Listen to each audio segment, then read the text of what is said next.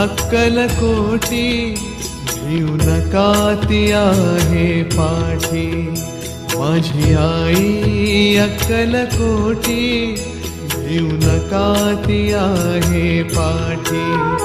जीव भी भक्तांसाठी, जीव भी भक्तांसाठी तिचे नाम घेऊया ओठी। माझी आई अक्कलकोटी भिऊ नका ती आहे पाठी। माझी आई अक्कलकोटी भिऊ नका ती आहे पाठी।